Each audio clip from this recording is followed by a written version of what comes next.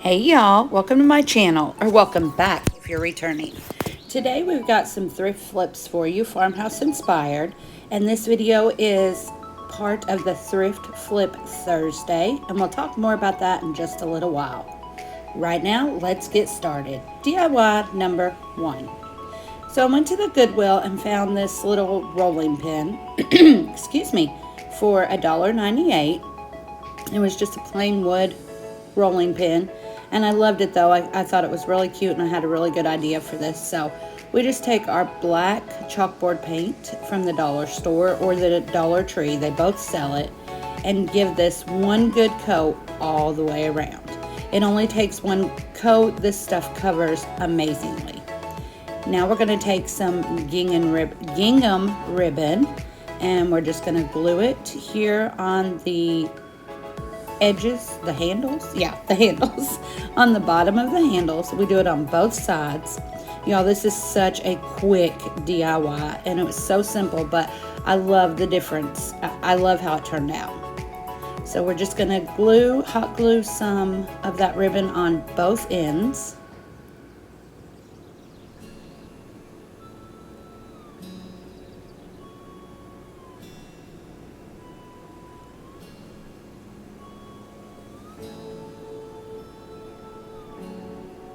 And now we're going to take the same gingham ribbon, and we are going to make two little simple shoestring bows. And we're going to add one to each side of that, right there on top of that ribbon there. Again, y'all, this is so simple. And every thrift store I have been to, I have seen these rolling pins. Maybe not this exact size or shape, but you know, you can usually always find a rolling pin. Or I hope y'all can.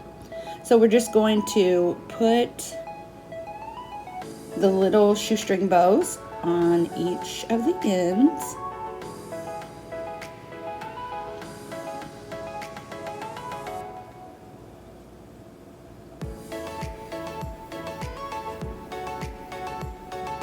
And then I made a little decal with my Cricut, and it says roll with it. So we're going to just add our decal on there. Now, I did have to smooth it out a little bit after I got it on there, and that's just because this is a curved surface. So it makes it a little harder to actually get it. I mean, it sticks really well, but it just makes it a little harder to get all the letters straight because it's a curved surface. But I just used my little weeder tool there, and I straighten the letters up, and it looks great. And I absolutely love how this turned out. $2, y'all.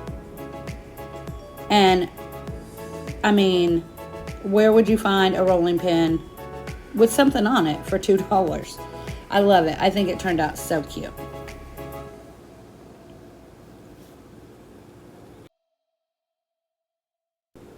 That's where I'm kind of straightening out my letters. This is what it looks like. And this is how I have it displayed on my little tiered tray. I just thought it was so cute, and I love the little saying, roll with it. So again, y'all, I'm part of the Thrift Flip Thursday this week, and I want to thank Shayna at Robertson Repurposing. I cannot talk, y'all. I'm so sorry. And Savannah at Savvy Crafts with Savannah they do this every month. And if you'd like to participate in this, all you have to do is contact one of them, Shayna or Savannah. They are both over on Instagram. And every month they pick a co-host, and this month is Wendy from Wendy's Creative Space. So I'm going to leave all their links in the description box. Y'all make sure you go visit their channels. DIY number 2. So I found this planner basket, I guess. I'm not exactly sure what you would call this, but I thought it was so cute. And this is another really simple flip. I mean, a little bit of paint and a little sign on the front and some flowers, and you know, that's it. So I got this, and I was cleaning it out, and look at that little sign that was in the bottom of it. Jolie says hi. I thought that was adorable, so I just had to show it to y'all. But I took out the old flowers, and now I am going to clean it really, really well, because this thing had so much dust on it. Oh, it was awful. But I just take one of my little Clorox wipes and go through and get in all those grooves that I can and get all that dust cleaned off. And then Amber over at Amber XO, I was watching one of her videos and she had one of the chalk paint brushes and I loved it. So I had to go get one just to try it and see if I'd like it. And I got mine at Home Depot. Y'all, I love it. It got into those little nooks and crannies like a paintbrush. The paintbrushes I have would not have done that. It did such a great job. Amber, thank you so much for that tip, because believe me, it's actually saved me some paint.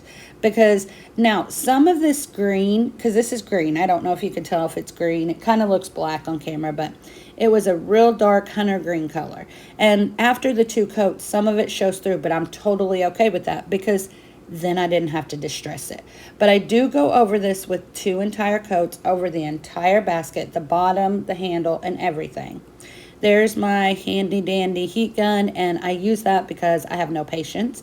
And you definitely want these layers of chalk paint to dry between layers. You want those to be dry. If not, it's just going to push your paint around. So again, I do 2 really good coats all over this, and I'm in love with this chalk paint brush. I love it. If y'all haven't tried one, try it. My husband about killed me when he found out the price, but you know, that's how it goes. I usually try to hide things like that from him. Y'all don't think I'm bad for that, but you know how it goes. So anyway, this is what it looks like after the 2 coats. And again, some of that's showing through, and I'm totally fine with that because it just made distressing it a little bit easier. This little sign says, "I love you, a bushel and a peck." And I had this in my stash. My husband bought me this at like Tractor Supply or something months ago.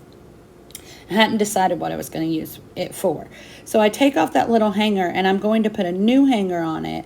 I'm going to use the thinner jute twine from the Dollar Tree. And right here I'm just trying to thread it through one of those weaved parts just because I kind of wanted to hang. I am going to glue it to secure it, but I wanted to hang it also. So get my little weeder tool and I get it up through there, through one of those, I guess that's weaving. I don't even know what that is, y'all. But anyway, get it up through there, and then we're going to tie on our sign. Now, I get it tied on there. I tie 4 or 5 knots because this is the thinner jute cord, so I don't want it to come through that hole and slip off. But then I realize it's not centered.